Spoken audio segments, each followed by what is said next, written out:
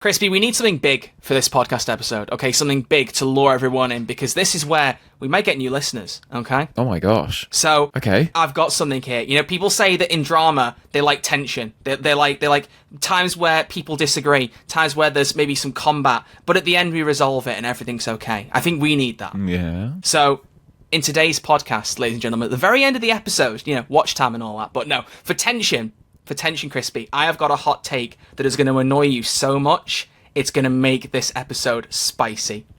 Okay? Oh my gosh.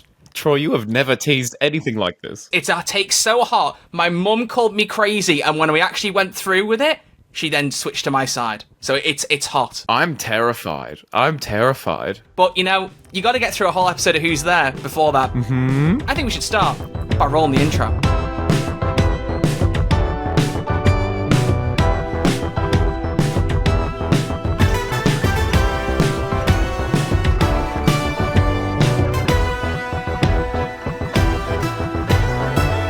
Hello and welcome back to Who's There, a Doctor Who podcast. My name is Crispy, his name is Troy, and we're the hotline that accepts your calls from anywhere in time and space. And today, we are reviewing The Robot Revolution. Oh my goodness, Troy, can you believe another season of Doctor Who is upon us? How are you?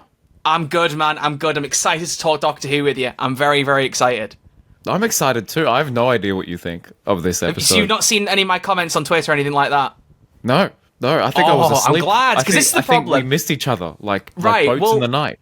If you don't know my Twitter habits, folks, whenever I watch something, I tend to put a score about it. Now, I quite enjoy doing that, like a little kind of mini movie reviewer type thing. Yeah. And I do it for Doctor Who episodes too. And I did put my score out after I watched the episode last night. I watched it on broadcast because I'm an old-fashioned man. You know, I've got the cracking back, I've got the funny knees. I may as well watch like an old man as well, and not watch on the iPlayers. So you avoided all the spoilers the whole day?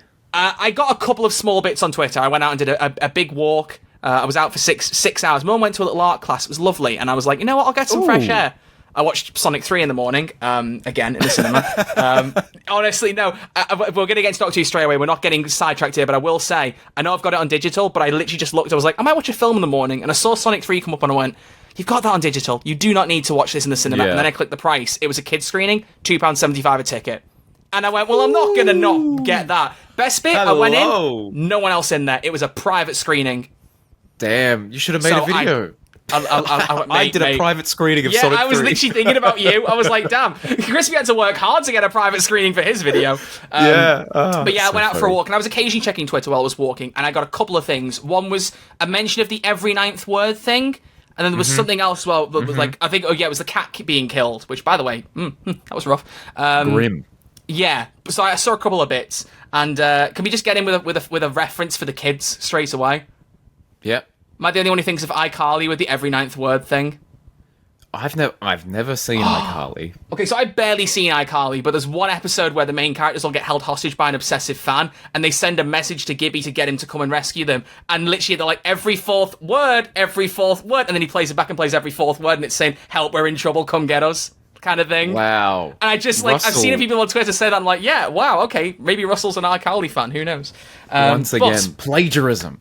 Ladies and gentlemen, I've got a pen in my hand. I don't know why I've got a pen in my hand, but we're in critic mode. It's exciting times. Yes. As you know, Crispy, I love to start these episode reviews with a question. You know what's coming. Now, for you, it's a little bit easy, because you've put your little Doctor Who review video out, so unless it's changed, I already know the answer to this question, but you don't know the answer to mine. Ladies and gentlemen, I love a good score out of 10. I really do. It's a good way to get people's inclinations on the opening of the episode, and often for us, there's normally a bit of a difference, but this time, we'll see. Crispy, on a score from 1 to 10, 1 being the worst thing I've ever seen, 10 being the new heaven sent, what would you rate The Robot Revolution, Season 2, Episode 1? Well, I admit, I watched this thing a little hungover. And makes it better, baby. Makes it better. In my review, I gave it a 6.5 out of 10, but I watched it again last night. And things have changed. Oh. Nah, I just bumped it up. The revolution. I'll give it a 7 out of 10. A generous 7 out of 10. Okay. A light 7. So, Troy, you. I am sat firmly, having watched it twice. My score has not changed. Oh my gosh. I'm a 6.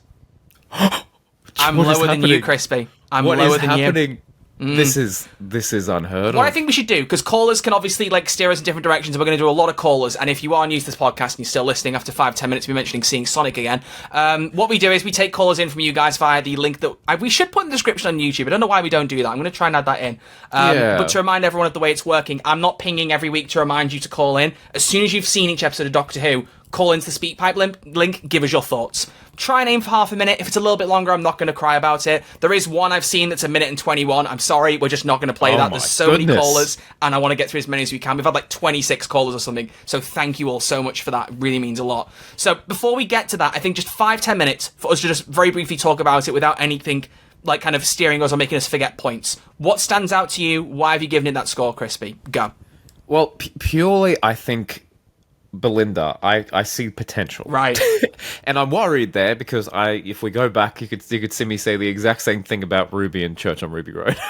Yeah, I was like, true. oh my gosh, this is going to be the best companion ever, and I was pretty disappointed by the end. But this, I don't know, this one feels different. Belinda feels different. There is conflict there. Like she hasn't instantly gone head over heels for the Doctor.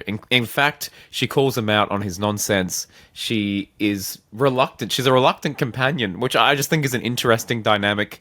It's different. It's giving Donna Noble. It's giving Martha Jones without being infatuated with the Doctor. I don't know. I think it wasn't the strongest companion debut we could have had, but the elements were there.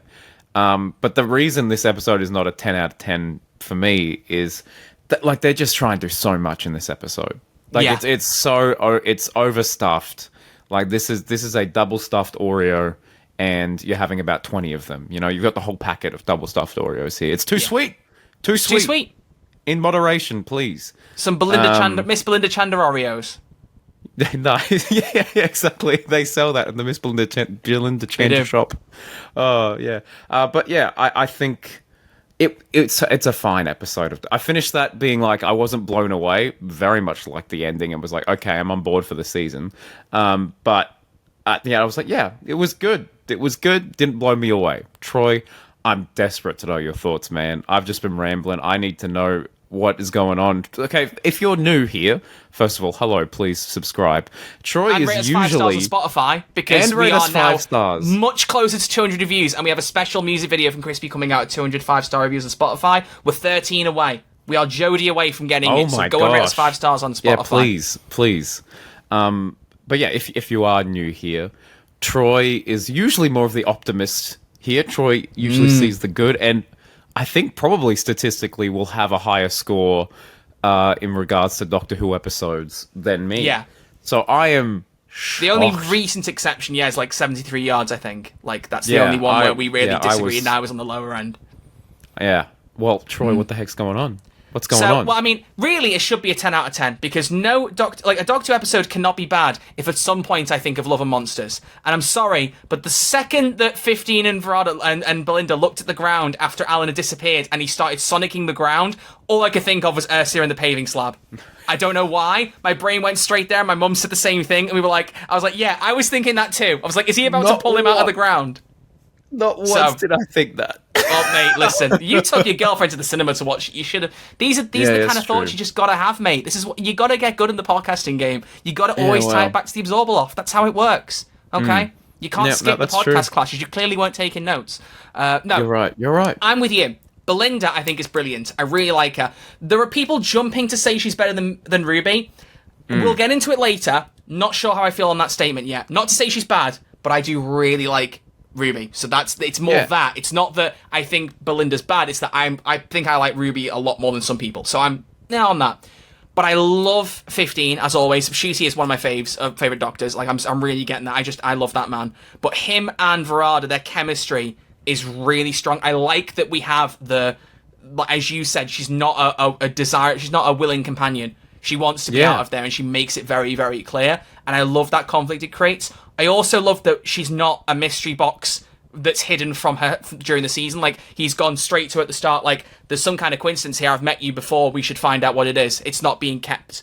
And I like that. Because we've already got the Mrs. Flood thing to deal with. I love that. That's what I was just kind of like...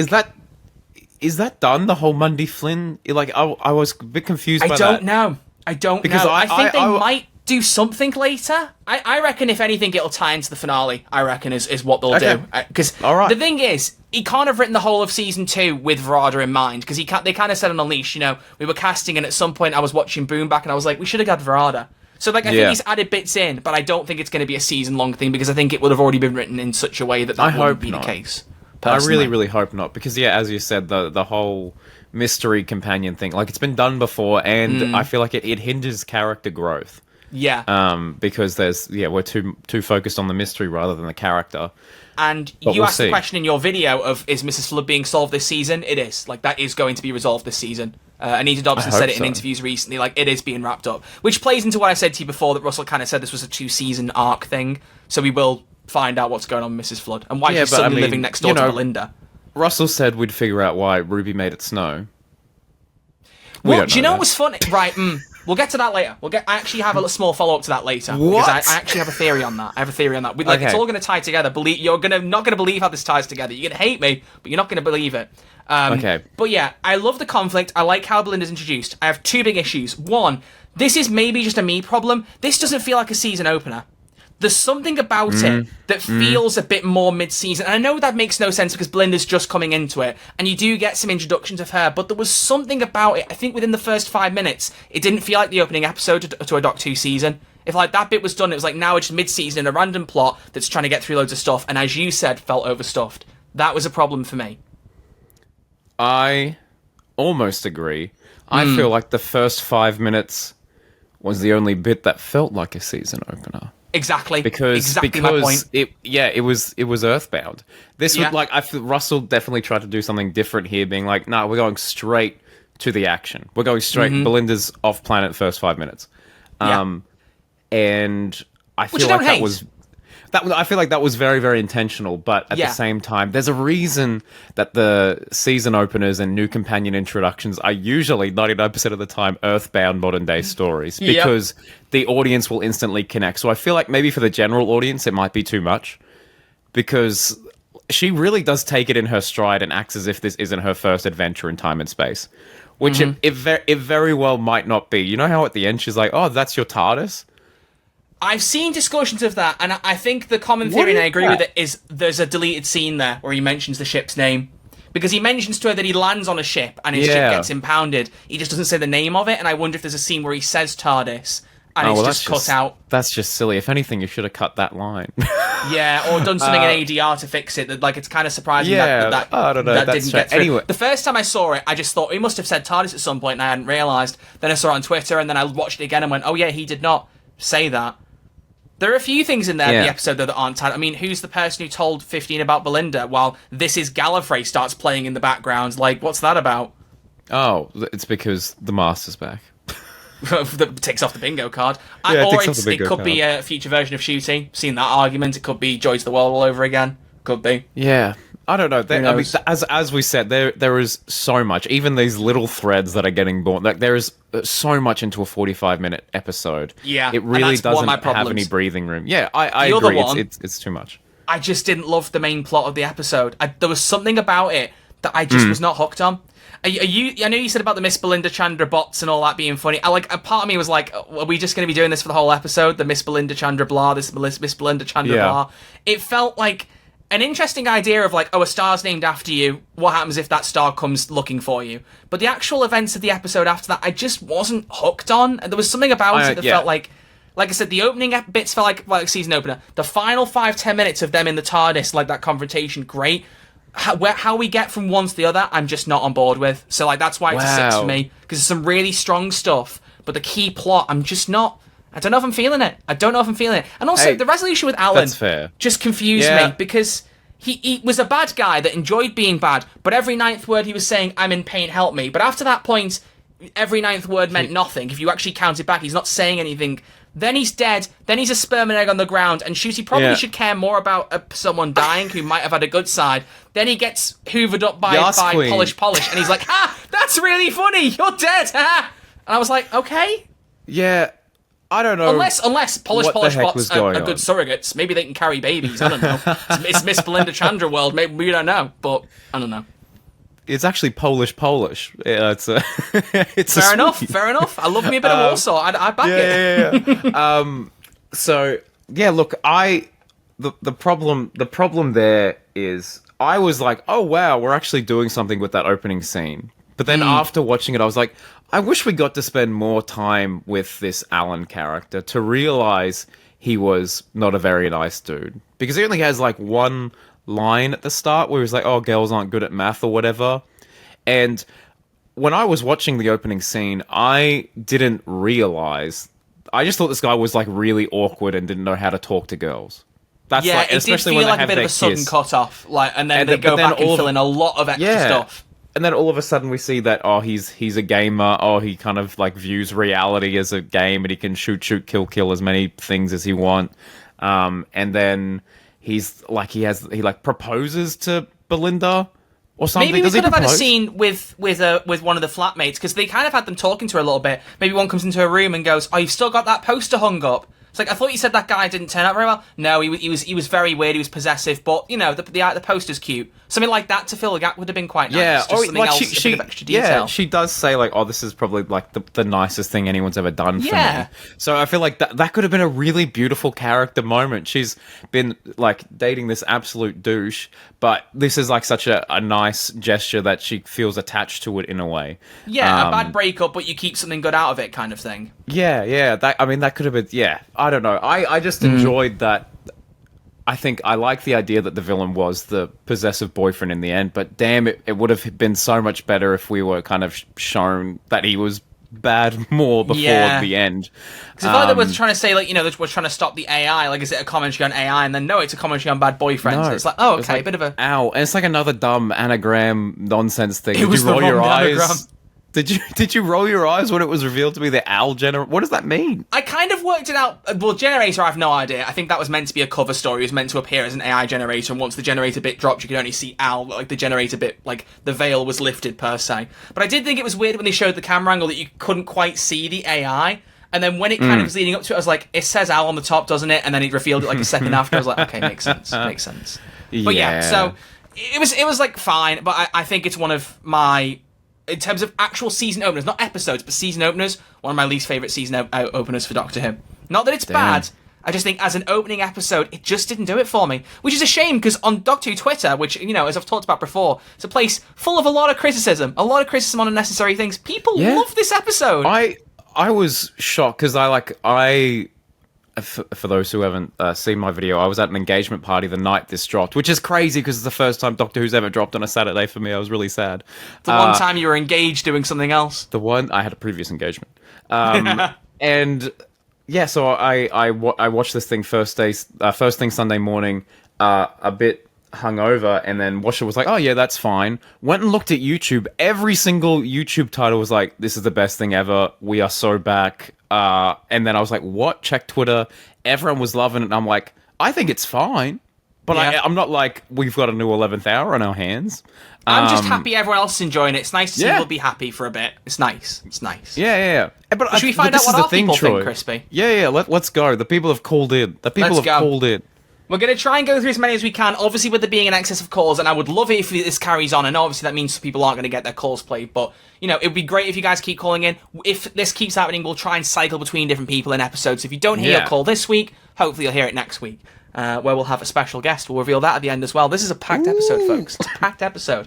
So, we are going to start. I noticed there was a 7-second one earlier, so we're going to kick off with that. Jane, what is your 7-second review of the Robot Revolution? I really do hate to say it, but I think one of the only good things about that episode was Polish guy. Okay, so not everyone loved the episode then. Damn. Now, would you count Polish guy as a Benny level meme, Crispy? A completely irrelevant question, you know? Oh. Maybe one to think back on when we get to a feature later. Okay. Okay, so Jane, maybe not a particularly big fan. So maybe there are more people who didn't like it that we don't know about. We'll find out. Crispy, are there any particular caller names you're recognising you wanna pick out here? Anyone stands out? I mean, let's go Eric from the States, I suppose. Eric from the States. Make your Eric from the statement. Hey guys, I really like Belinda. I really think you missed an opportunity not having a Mundy Flynn space on the bingo card. I like that she was confrontational with the Doctor. It's nice to have a companion that's not immediately swept away or in love with him or besties with him. I suppose it's not 15's fault. The TARDIS isn't letting him take her home, but I hope it doesn't end up a cop-out where they are super besties by the end of the arc. It does seem like from the trailer they'll be having a pretty good time later. I don't need it to be super dark, but if she lets her guard down too soon, it will undercut what I think is a pretty strong message. I think 15 coasts on his charisma a bit, kind of an anti-Capaldi, and I'd like to see that explored more. Damn. Oh, yeah, he does try and laugh through a lot of stuff, and you kind of notice it, this barrier get broken by Belinda, which I did really like. And that's a good point. We should have had a Mundy Flynn space in the card. Maybe we just kind of expected it would happen, but that would have been a good free space. The only weakness with our bingo card this time is a lot of things are end-loaded rather than front-loaded for events. Yeah, that's true. We're probably going to have more tick-offs towards the end. But if it works. Although Daleks maybe put into doubt because the extermination-looking effect was in fact just the robots from this episode. I had a feeling, man. I had a feeling. Fair. You trusted your gut, and I appreciate that. I appreciate that, mate. I do. Oh, well. Well, there you go. Yeah. So there you go. Thank you very much, Eric. Crispy, let's just keep going. Let's go. Get through some. Who's next? Who would you like? Jack Amigo. Jack Amigo. Hey guys, Jack Amigo here. Honestly, I was a little bit disappointed by that episode. However, I think it's just because of the similarities to Cybermen, and I was comparing it a lot to that. And I don't think it was nowhere near as bad as Joy to the World and a big step up. However, like I say, I feel like if they would have turned the humans into the big monster, like who the guy became, we would have a much better episode. It did feel very happily ever after at the end. So we're getting a lot of people being disappointed. Interesting. Maybe we have too much influence over our audience. maybe they kind of got the vibe that we weren't 100% on board and they're not 100% on board. They sensed us. They sensed it. But imagine, would you like this story more if it was a Cyberman story? Like, get rid of, like, it's the exact same plot, exact same dialogue, but it is a Cyberman story. I did double take when they said conversion at one point. I don't know. I think it would have been just way too much to stuff in. It just would have been way too much. Yep, fair enough. I don't know. There was something else that he said in the call I wanted to pick up on. What else did he say? Oh, he said a lot of beautiful. It was better than Joy to the World, or worse than Joy to the World. Oh, that's it. Yeah. I mean, I loved Joy to the World, and fun fact, I actually showed my stepnan Joy to the World. She tends to wait sometimes to watch Doctor Who until I go and visit. And she didn't see it the last time I came, I think, but this time we watched it, and she came out of that crying her eyes out, saying that was one of the best episodes of Doctor Who she's ever seen. Holy Moses! She adored it, and I was like, "That's cool." Great. But that is my third favorite Shooty episode, behind Boom and Rogue. Joy to the World. I back it. Yeah, I love that episode. Is your third favorite? Yeah. Troy, at the probably end of right all then this. After that is probably Legend of Ruby Sunday. I love me a good Rusty Davies opener two-parter. I love that episode. The payoff in Empire of Death, not so great, but Legend of Ruby Sunday, great setup. We've got to do a Shooting at War episode tier list at the end of the season or something. Maybe We've got to, man. Definitely. And we have to agree on the placement because that's going to be so funny. That'll be fun. Yeah. Well, your bestie's here, Nardol's brother. Shall we see what he's got to say about it's him, Nardol's bro. Let's find out what he thinks about it. Have we got a positive one or another negative? Hello, boys. Just got done watching Robot Revolution at 12:20 here on the East Coast in the United States. Visually, awesome. Loved the 50s sci-fi style robots. A lot of very cool artistic direction is coming this season. I can feel it. Character development is kind of lacking, and the episode story progression was kind of a mess. I feel that the overlying story arc in this season is going to be very interesting. I have a lot of opinions and only 30 seconds. I liked Space Babies better. Okay, bye. Ooh. So the visuals of the 50s, I liked. They mentioned that in Unleashed, kind of like 50s style sci-fi. I did like that. The set design was gorgeous. I thought there was some the rocket ship that took off from Belinda's backyard. It's so retro future. Very Wallace style. and Gromit, I must say. Very Wallace and Gromit vibes. But I thought that it was visually a stunning episode. I thought it was quite nice. I'll disagree on the character work though. I loved that as soon as Belinda was in the shelter, she was like, right, where's the IV? How can I help? Let me just relocate a shoulder. Yeah. I really loved that interactive element of her being like, let me apply myself. I guess that's not development, though. That's more just her showing what she can do.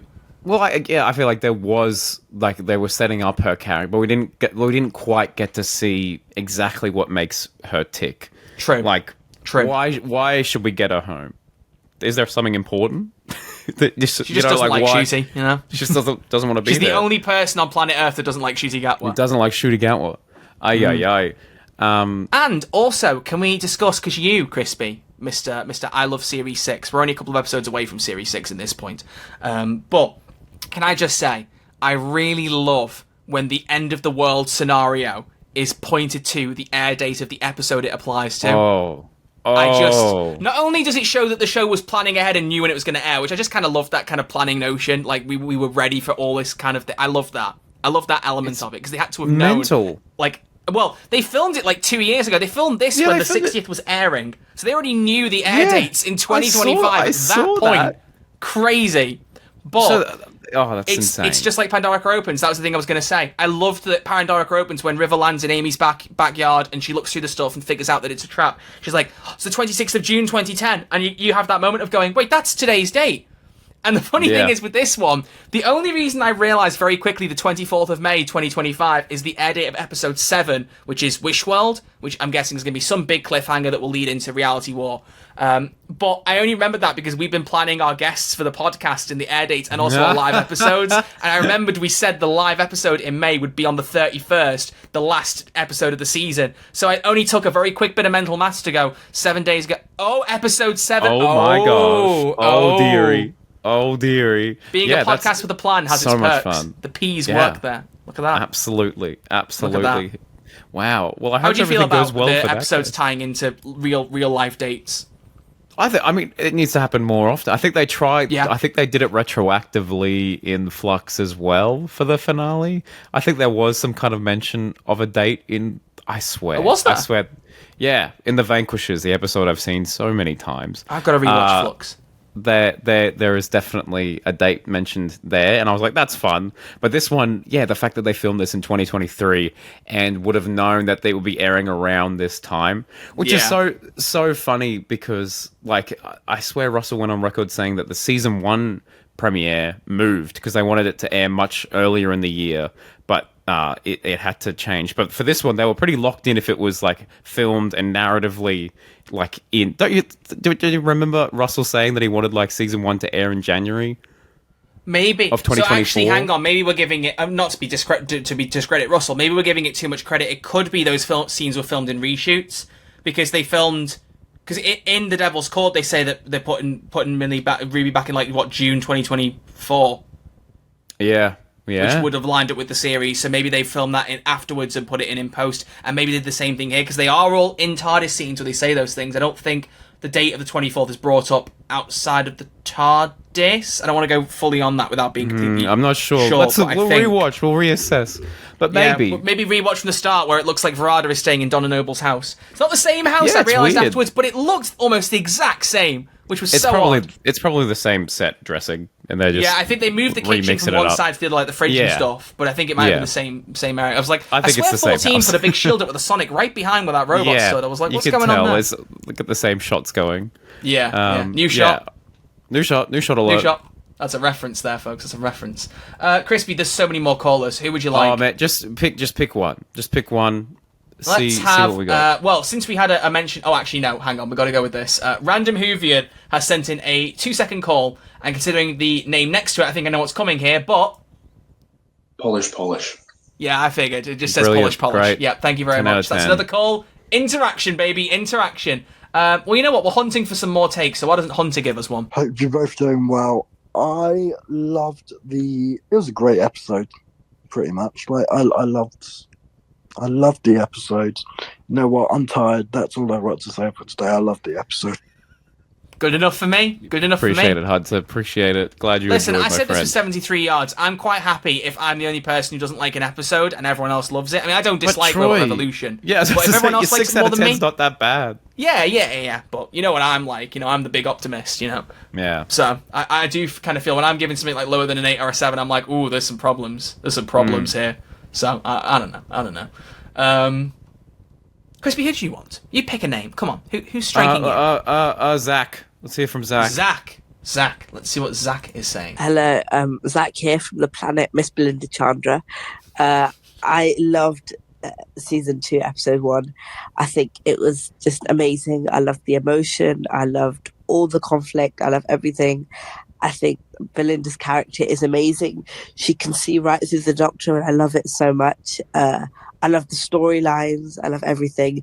I think this is going to be a great season, and I can't wait to see what happens. I can't wait to see what happens the rest of the season too. I hope the reality war is like awesome. I really hope they go all in. We've done End of the World like every other season. I was thinking about that the other day, being like, when have we done the End of the World for the finale? And it's like every other season. So, Part of the Ways was the end of the world. Doomsday may as well have been the end of the world once the Dark Cybermen were finished with it. Last the Time Lords was definitely the end of the world. Yep. Well, actually, it was a post-apocalyptic world where he was going to go to war with other planets. So maybe not quite the end of the world, but close enough.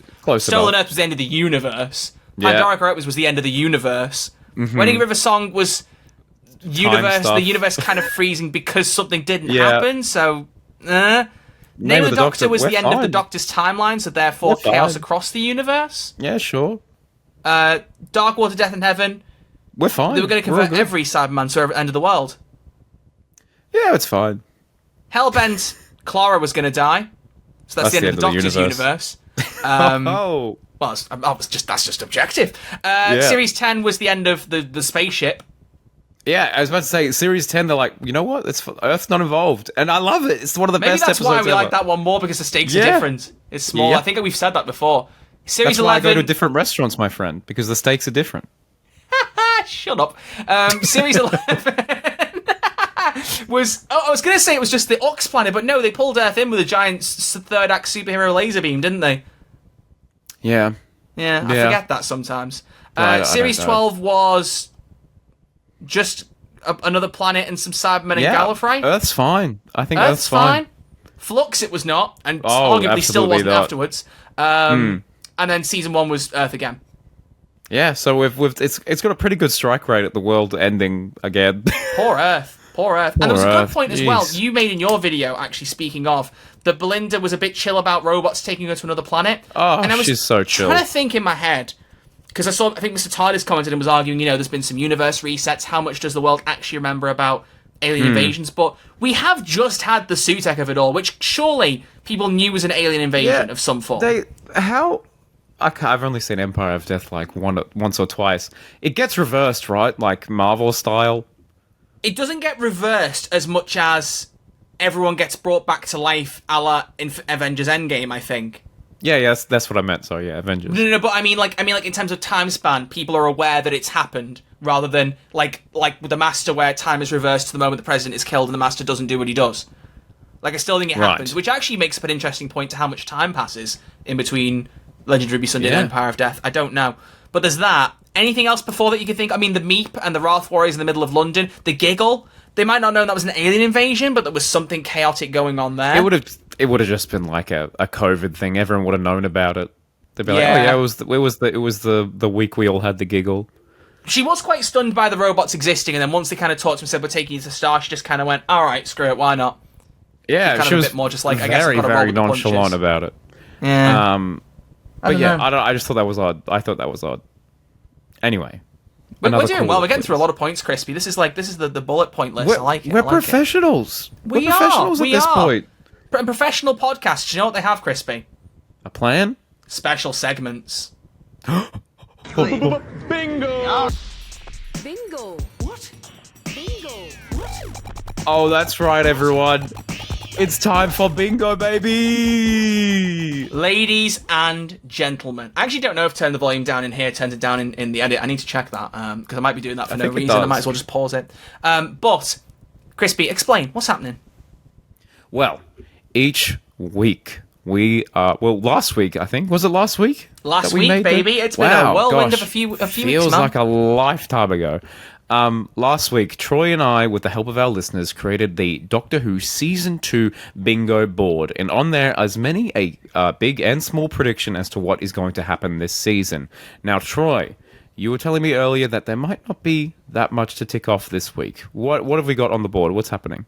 I think we can just, rather than me like switching to the bingo board slide here, I think it's very brief because I don't think we've got much to show here. So, editing Troy, with the snap of the fingers, the bingo board should just be on screen, full screen now for a moment, so you can just have a little gloss over it, a little talk over it. But, Crispy, I've just sent it you on Messenger as well, so you can have a little peek to remind yourself. But please, looking at the bingo card, looking at this briefly, I'm going to give it just another moment. Actually, we'll just talk over it for a second.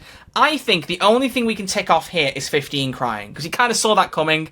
I've said already, I don't think it's a problem, but he cried over Sasha 55. Is there anything else on there you would tick off? Because I've got a couple of suggestions, and I'm not sure. Yes, I would. Okay, what's your suggestion? Let's take it off for a second and we can bring it back. I swear, and everyone else can sound off in the comments, but I swear there was a cloister bell. See, I'm interested by this because I didn't hear it. I heard obviously the TARDIS groaning like it did with Sutek, which I'm wondering if you could possibly call it repercussions of Sutek, but I think that's pushing it because it's not really a repercussion of what happened with Sutek, more just a callback to a sound that was teasing the TARDIS was upset over Sutek. So I don't know if that really counts. As soon as we finish this recording, I'm gonna send you the cloister bell in the episode. We'll tick it off, and then if the comments say that you're wrong, we'll just untick it. It's fine with me. Yeah, I'm fine with that. So 15 cries and cloister bell. Only other question, as I hinted at earlier, is it a Benny level meme, the polish thing? I don't think it is. I've seen a few people saying it in the calls, but I don't know. I don't think we'll ever reach the heights of a Benny meme. However, I did see a lot of love for this polish little bot. I saw a tweet saying, "Oh, this is the what the Vlinks wish he could have had, the amount of love." Yeah, I saw that. The love the Vlinks wish it had. Yeah, that was great. Yeah. Oh, gosh. But we'll give it time. If it's still a thing next week, sure. But if it's not... Okay. Then we'll leave it with you. Let it Can rest. You all make it a big enough meme to last a week? Yeah, that's right. We've got that influence. We can make a meme. We have it, yeah. We are influencers after all, Crispy. That's how this works. My goodness gracious me. But anything else on there bingo. you can take off? I don't think so. Really. A lot, as we said, there's a lot of stuff that should be in the finale. Maybe we should take off major character death, because clearly Sasha 55 was a major character to the Doctor. Such a big character. Yeah. Once again, I just wish we had more time. I think it was meant to be more that you saw it impacting him, but I do feel like it was very much because we didn't have that relation. People are saying it's meant to be from Belinda's perspective, where they don't see him as fussed by it and they're realising it's important, but as the viewer, I feel like I wanted to care a bit more about that. And I think it also fell into the classic trap of, if you say something in the episode that gives away you're not going to make it, it kind of takes the stakes away. We all knew. For example, we all knew. We knew Kylie Minogue was a one-off in Voyage of the Damned, so when they were talking about, like, when they had the kiss and talking about travelling among the stars, it was like, something's going to go wrong here. So as soon as she went, get me out of here and show me the stars, I literally went, she's going to die. And within 30 seconds, she was dead. And I went, okay, didn't think it'd be that fast. It was like a one-off companion speed run, basically. Yeah. 5 minutes of screen time. So I think bingo board back on screen. Now we are going to tick off 15 cries and the cloister bell for now. I think that's as much as we can do. And if Polish is still around next week, we'll tick off Benny level meme. And if anyone else has any arguments to other points, let us know and we'll tick them off. Please let us know in the comments below. All right, there we go. So, Crispy, it's time. Yeah, mate. It's time, okay? I teased this in the intro, and I have got a hot take for you. I've got a hot take for you. Crikey. I have a feeling I know what it is. You're going to hate this. You know what it is? I have a feeling. Okay, I've got a hunch. How about I play a jingle that will give it away? Oh. Ready for this? Yeah. My hot take has something to do with this song. Oh no. Turn it off. Crispy, can you explain what that song is? That's my Justin Bieber baby parody entitled Space Babies. What do you have to say about Space Babies, Troy? Crispy, is this a safe space? Is this a safe space, babies? Are you still? Are we best friends? Can we just clarify this real quick? Yes. We're best friends. It's a safe space. Everything's okay. Yes. I'm just going to be honest. I prefer Space Babies as a series opener to the Robot Revolution. And I said this to my mum earlier. We watched Robot Revolution again, and I went, I prefer Space Babies. And my mum went, I don't know what you're on about. This episode's better. And she also thought, she literally, I think, after it finished, she was kind of like, that was a bit mid. It was all right. Like, she didn't love it. But she went, no, it's better than Space Babies. I went, right, let's watch Space Babies again. And I could kind of see about halfway through, she was looking at me like, oh, and then like by the end she went, no, you're right. She went, no, it's better. So let me explain why. Let me explain why. First off, in terms of season openers, for more than the first 5 minutes, do we get the vibe that it's an opener? We have the opening conversation between 15 and Ruby. We've got a bit of the time travel hints, but there's also conversations about the Doctor and like setting up things across the season throughout the episode. Regardless of payoff, things are set up and explored like an opener, and I like that. The plot is a bit simple, okay? There's not a lot going on, I get that. Well, there's a bit going on, but it is not overstuffed. I enjoy what they're doing with it. I said after rewatching it, stop looking at me like this. I said after rewatching it that I liked it a lot more. And also, interesting point, they mentioned at the end of Space Babies that the snow is a warning to not go back to the church. Is that all the snow is meant to be? A warning of what's to come? I wonder about that. Part of me thinks maybe that is what it was all along. It wasn't just clarified very well by the end. But also, again, I just love Millie Gibson as Ruby Sunday. And there's something about the child, like, you're really creeping me out, mate. For the audio listeners, he's just staring into the camera. He kind of looks a little bit like he's been smoking something, I'll be honest with you. Like, it looks like he's he's been having a good time. I don't know what's legal in Australia, but maybe that's perfectly fine. But I also just love Ruby Sunday. But I do, as much as I agree, I like this new dynamic with Belinda, there is something so lovely in Doctor Who about a new companion and that childlike wonder. Like, are there dinosaurs out there? What's going on? And, like, how involved she is. And she has some good character moments in there as well, much like Belinda has in this episode. Like, calling out for the bogeyman, like, slamming the wall, being like, let's distract from the baby. She takes kind of a mother position with some of the kids and talks to them and looks after them. And there's some great moments with 15, like, nobody grows up wrong. There's some bits in that episode that I absolutely love. And for me, coming out of it, I think that's a better opener than Robot Revolution. I do think if you're trying to appeal to new viewers, Space Babies is still a bit of a weird one to open it with. I agree with that. But in terms of which one's the better opener, I'm sorry. Space Series is a 7 or 8 for me out of 10. Robot Revolution is 6. Sorry. Well, I guess there's only one way we could settle this. Okay. A duel to the death. No.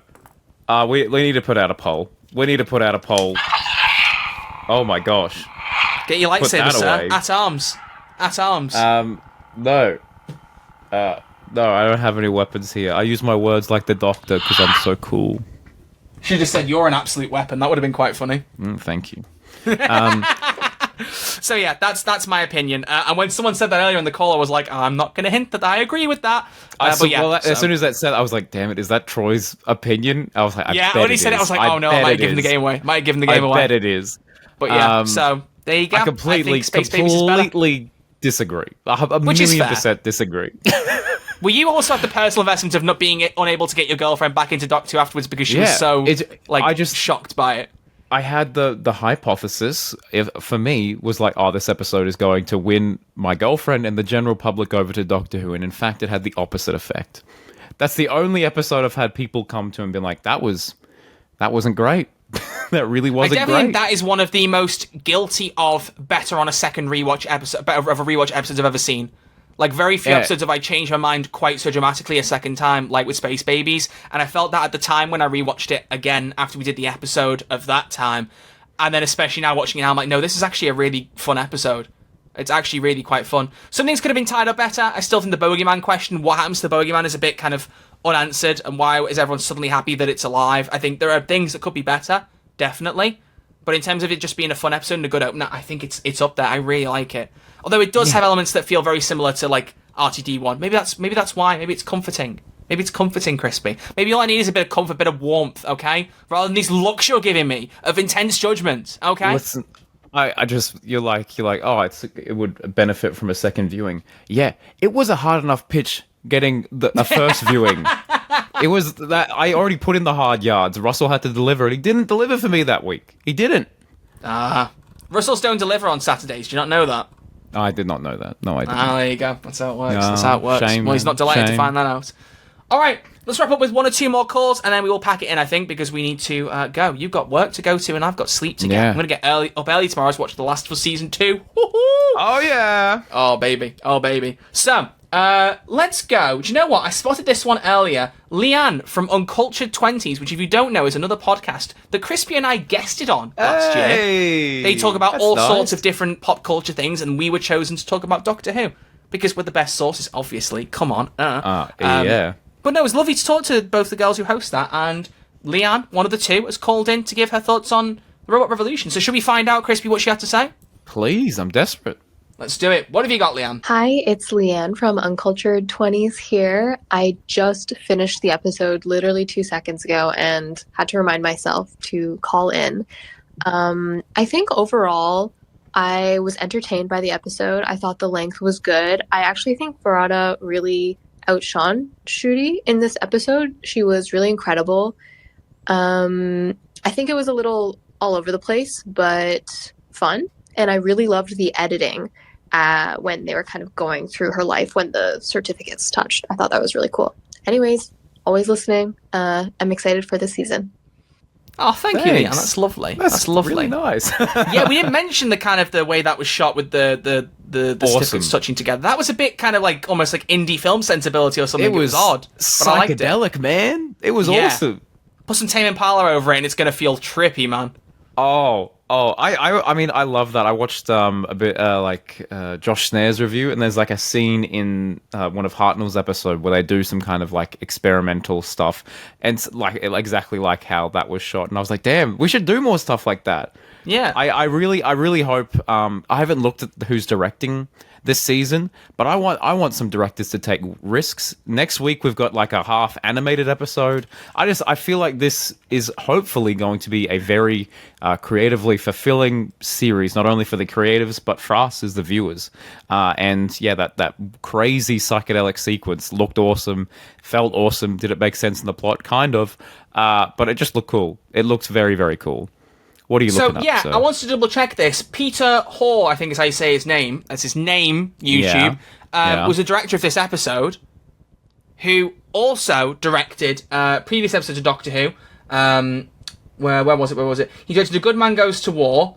I thought he did. Hang on. It's confirmed he would return to direct for Series 15. He's directing Lucky Day. I thought he directed some in Series 14. Has he not? I thought he did.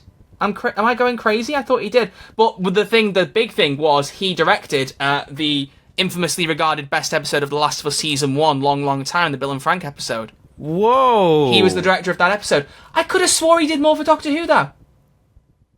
That's such a fun career. Crispy, fill the gap while I look. Well, I mean, I think my dream career would be to be a Doctor Who director, but I can't imagine like directing The Last of Us and then the next week going and directing Doctor Who. That's crazy, man. That's crazy fun. Right, here we go. And I think A Good Man Goes to War is a very good looking episode as well, so I'm not surprised by this in the slightest. He did not direct anything in series Season 1. I thought he did, but no, he didn't. So there you go. But either way, so he directed this one. He's directing Lucky Day as well. So exciting times. Cool. If he's sounds like he's been waiting a long time to come back to Doctor Who. Yeah, a long time. Winky face, nice.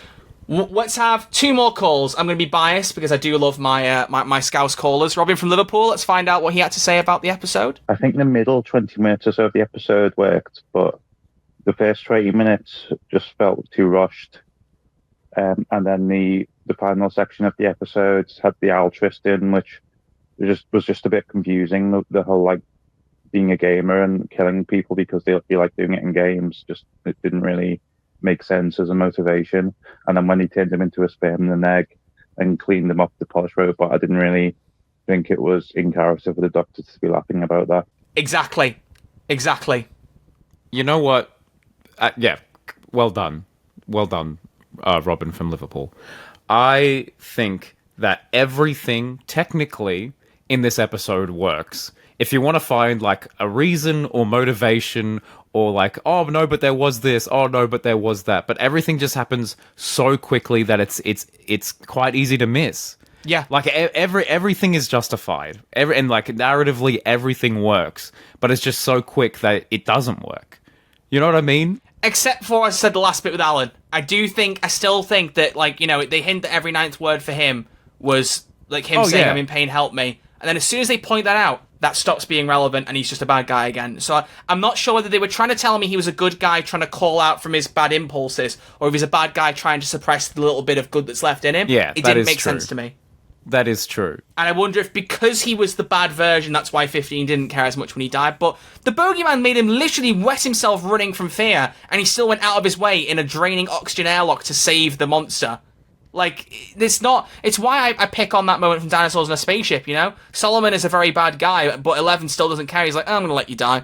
Which, like, it's like, alright, maybe, but... Yeah. Didn't feel the most in-character thing for the Doctor to do. I know the 11th Doctor had his dark moments, but, So I'm with Robin on that. Yeah, alright. We're good. Should we finish with a regular? Oh, please. Who?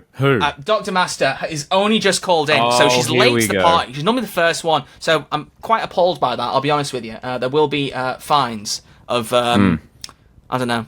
What should the Who's Their fine be? Just a 5-star review on Spotify. Make it happen. Dr. Master, what did you think of the Robot Revolution? Mine's overall, like, with how 15's presented within his episode so far, and it is evident in this as well episode. However, I kind of understand why, but I feel like 15 is always presented to be sort of like in hero mode constantly. The episodes are so fast paced that it's like there's not really any time for us to find out like what makes him tick. I think we kind of see brief moments of it, like in Rogue and stuff. He's sort of the more sort of sassy, sort of, you know, lively personality. However, we just don't see enough of it, and we don't get that time for him to interact with other companions and kind of have those quieter moments so that they bond, you know. So hopefully we get more of that this series. So yeah. I think he does have some quieter moments, maybe not enough, and especially in Series 14 because he wasn't in the series enough at times to have them. But there are certainly moments like that in Space Babies. There are quiet moments with him and Ruby. That's another reason why I like... out of here. Stop. Get that out of here. Allow me.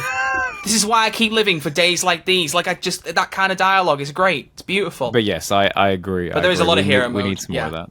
Yeah, but a lot of hero mode. Like, I think that's just a problem with, you know, we always say the 8-episode season, but it's like 45-minute episodes are the problem.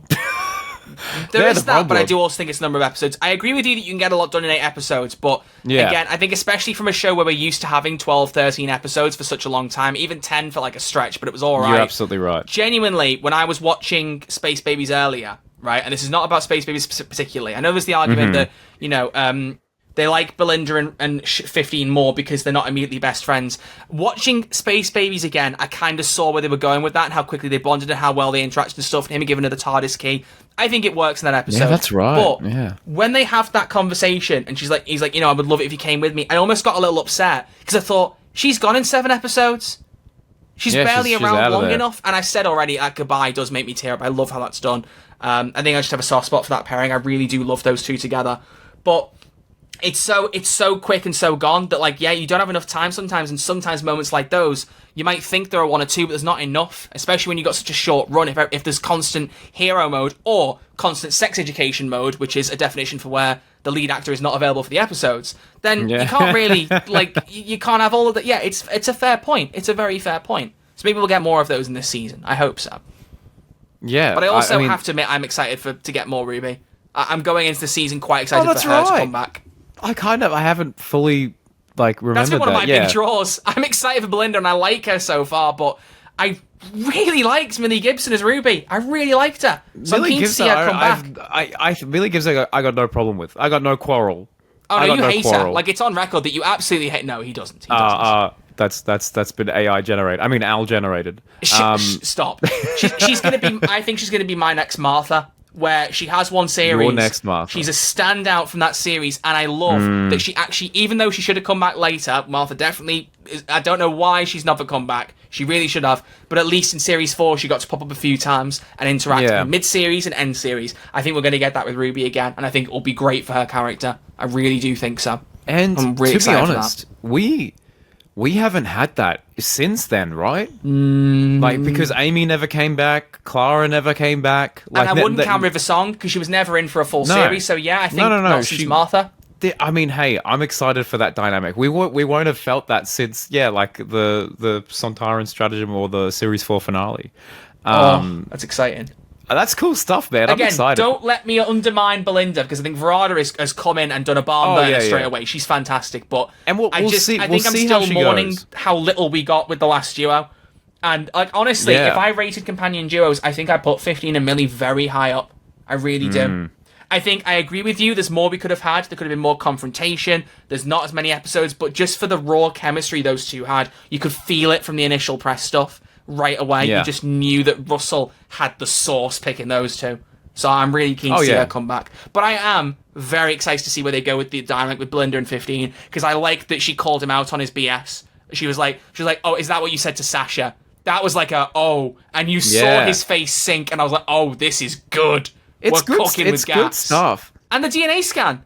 He does that in Space Babies as well. Actually, there's a point. He does the DNA scan of Ruby. She doesn't even know that he's done it. And he's looking on the screen while she's out talking to her parents at the end of the episode. And he's looking at DNA scan results. And having seen Robot Revolution, I was like, oh yeah? He didn't ask her if she was alright with that. He just did it and she didn't even know. Whereas Belinda clocks it. And you can kind of tell she's maybe a little bit more into what he's saying. Even though she wants to go home. Until he does that, you see her face drop. And she kind of plays along for a bit and then goes, by the way, you just scanned my DNA. That's not cool, mate.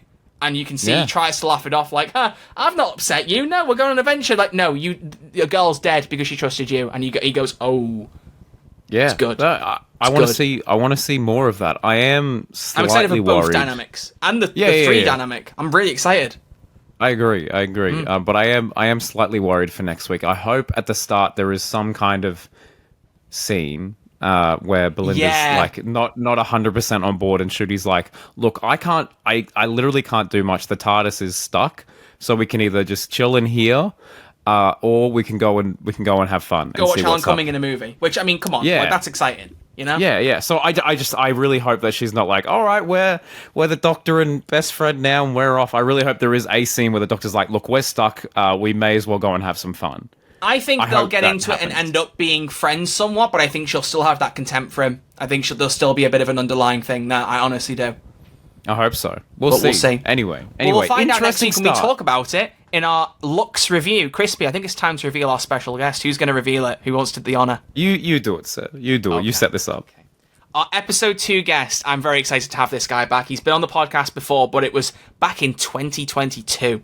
So if you're an old-time listener, November 2022, I looked at the date that I made the thumbnail, it was in November 2022. So if you watched the podcast back then, you can already begin to guess who it might be. There's only a few options. But this guy is probably my favourite creator in the Doctor Who space, sorry Crispy, because he does his long-form video essays on the different eras of Doctor Who.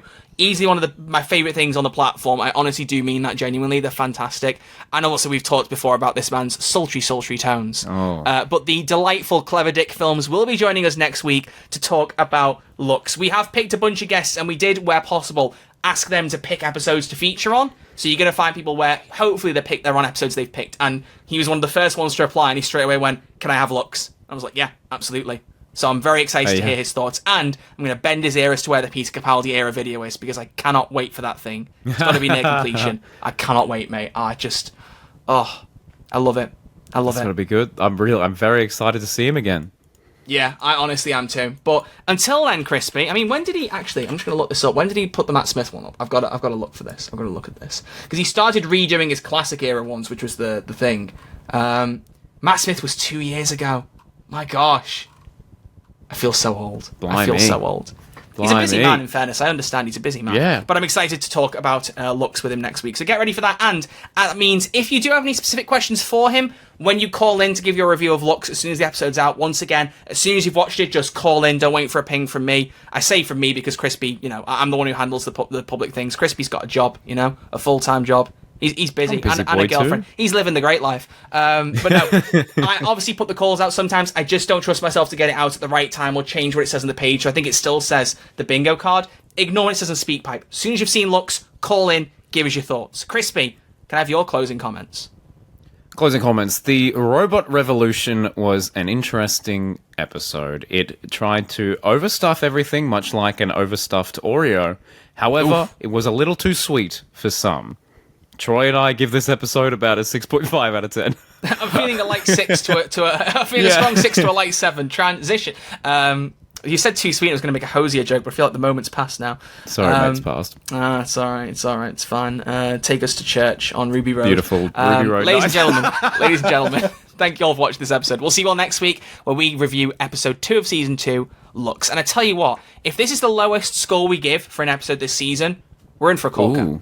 We just say, think about it like that, Okay, all right. Just saying, if the only way is up from a 6, I've got a lot of hope for this season, So Looking do I. back, So do I, I feel a lot stronger about season 1 than I did at the time, and I wonder how I feel about season 2. And especially, as I've said before, when it's all one big picture, How's it going to feel? It might be something beautiful. I think there's going to be some pieces that like Ted Dog said, like pieces of an engine. I think it's all going to connect like an together. Engine. Yeah, I remember we said that. Or like squeezing the juice out of an orange. The way he pronounces things is just brilliant. If you can figure out what episodes those quotes are from, comment them down below. Much like leaving us a review on Spotify. Until then, it's goodbye from Crispy. Goodbye. And it's goodbye from me. Goodbye. See you all next week. Alon Z, baby. Polish.